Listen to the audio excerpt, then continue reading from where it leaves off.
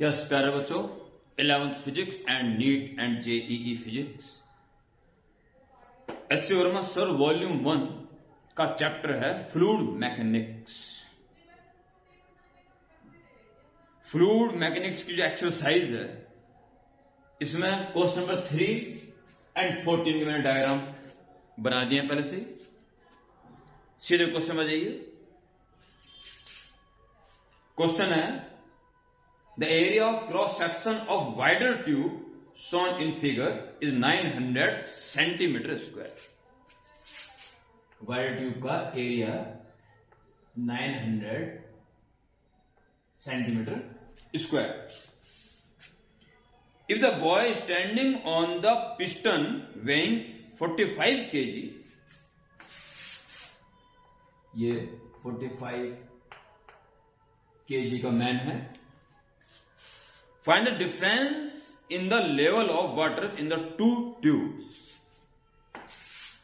ये इसका लेवल है और ये इसका लेवल है, इनमें कितना डिफरेंस है ये फाइंड करना। यानी कि h हाइट वाला कॉलम इधर वेट डाल रहा है इस पॉइंट पर, और इधर ये पास्कल लॉ के अकॉर्डिंग दोनों जगह प्रेशर सेम होना चाहिए। वाटर डेप्थ में क्रॉस सेक्शनल एरिया कोई फर्क नहीं पड़ता।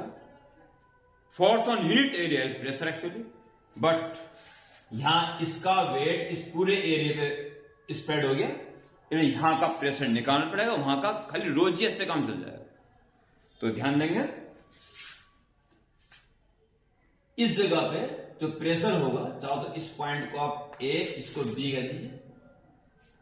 तो पास्कल लॉ के according pressure at A and pressure at B should be same. यहां की बात करें तो आपका डेंसिटी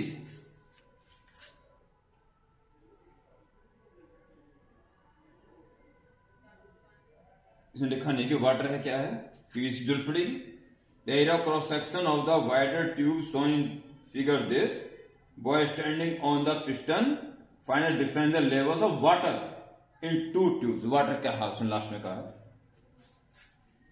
तो रो जी एच तो सेंटीमीटर स्क्वायर दे रखा है, तो आपका ग्राम रो जी एच, तो इसको आप उससे कर लीजिए, सीजीएस में कर लीजिए। और क्या होगा सीजीएस में रो जी एच, तो लिख दो पहले रो जी एच, और यहां जो उसका वेट है, फोर्स या वेट कह दो, अपॉन कितने एरिया पे काम कर रहा है, ठीक है, तो प्रेशर हो, तो दोनों का प्रेशर सेम है। सीजीएस पद्धति में चल रहे हैं तो डेंसिटी ऑफ वाटर 1 इंटू जी, जी की वैल्यू लेंगे आप 1000 लीजिए, सीजीएस है, ठीक है, 9.8 के अकॉर्डिंग 980 ले सकते हैं, पर हम जी और 10 ले लेते हैं, तो 10,000 लीजिए, और एच में फाइंड करना है। And hence M G, M 45,000 gram into G, हालांकि जरूरत नहीं थी जी की वैल्यू रखने, चलो अब रख दी तो रख दी। ये वेट काम कर रहा है किसमें, सीजीएस सिस्टम में, डाइन में आ जाएगा, ठीक है, और एरिया दे रखा उसने 900, सीजीएस चल रहा है, तो 1000 की तो बात ही ना करें, और एच जो आएगा एच वन एच सीधा सेंटीमीटर में आएगा, तो 2 जीरो काट दीजिए, और 9 पंजे 45, 50 सेंटीमीटर इन लेवल्स में डिफरेंस देखने को मिले। It's okay. Question number 3 50 centimetre, it's okay. And now considering question number 14। ये डायग्राम दे रखा है और नीचे वाला लिक्विड है वाटर, और ऊपर वाला है कैरोसिन ऑयल। ये डायग्राम दिया हुआ है, a cube of ice floats partially, एक आइस का क्यूब है, ठीक है, ये आइस,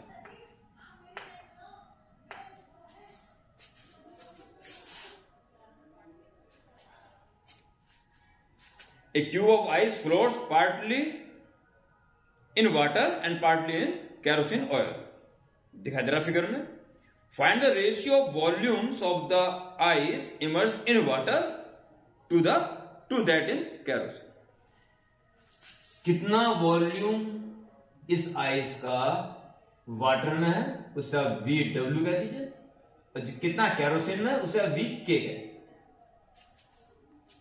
जितना वॉल्यूम इस आइस क्यूब का, इस आइस का वाटर में है और कितना केरोसिन ऑयल में, उन वॉल्यूम्स का रेशियो हमें इस क्वेश्चन में चाहिए. Specific gravity of kerosene oil 0.8, इसी तो वन होती है वाटर की, और आइस की 0.9.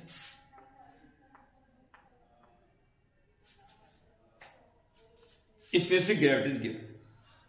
बस ये आपको निकालना है.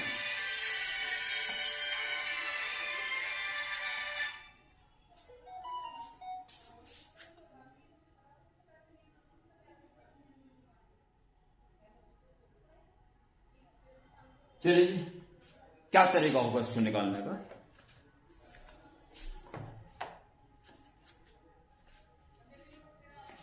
देखिए सिंपल है, ये फ्लोट कर रहा है तो इसका वेट अपथ्रस्ट के द्वारा बैलेंस हो गया होगा. अपथ्रस्ट डिस्प्लेस्ड फ्लूइड्स के वेट के इक्वल होता है. डिस्प्लेस्ड फ्लूइड उतना होता है, उतने वॉल्यूम का जितना वॉल्यूम ऑब्जेक्ट का उसमें डूबा होता है. तो क्वेश्चन के सॉल्यूशन का रास्ता मुझे तो क्लियर दिखाई दे रहा है एंड तक. तो देखिए इन इक्विलिब्रियम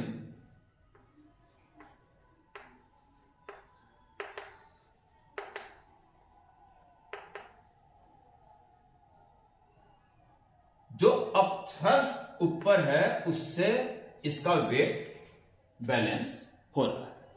ठीक है, चलिए अपथ्रस्ट की बात करते हैं. अपथ्रस्ट होता है डिस्प्लेस्ड फ्लूइड के वेट के. तो देखिए पहले बात करते हैं kerosene.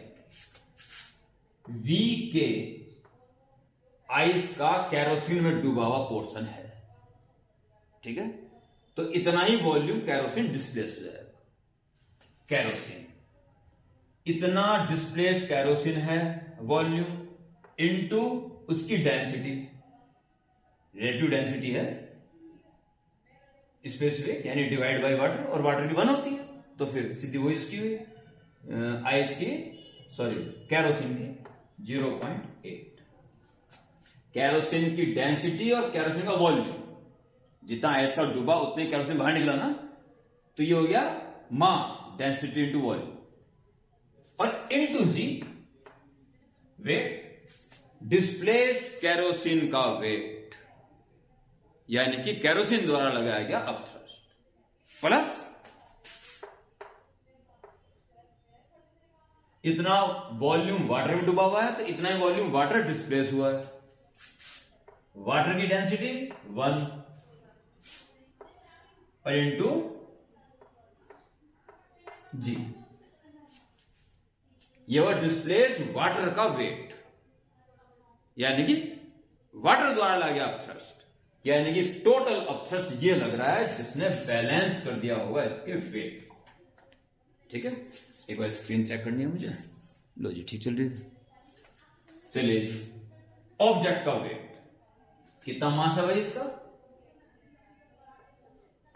We K plus V W total mass है आइस का, और आइस की डेंसिटी 0.9, डेंसिटी इंटू वॉल्यूम, पूरा मास, और इंटू जी पूरा वेट. बस इसको प्रोसीड कर दो, आंसर आ जाएगा. सिंपल एकदम, आर्ग्यूमेंट प्रिंसिपल. तो जी तो कॉमन आ जाएगा पहले, और कॉमन आने के बाद कट जाएगा. ठीक है, 0.8 V K plus VW is equal to 0.9 VK plus 0.9 VW। ठीक, VW और इधर से इसको ले आइए माइनस 0.9 VW और उस साइड 0.9 VK और इधर से हो जाएगा माइनस बन जाएगा 0.8 V। 1 माइनस 0.9 0.1 VW और 0.9 माइनस 0.8 0.1 VK। 0.1 भी कैंसिल, तो ये इक्वल आ गए दोनों। So volume of ice in water and volume of ice in kerosene, this ratio is 1:1। एक और चेक भी कर लेता हूं। It should be answered definitely 1:। ये थे दो बड़े इंटरेस्टिंग क्वेश्चन इंटरेस्टिंग ही कहे जाएंगे, है तो आसान है। Okay, good night.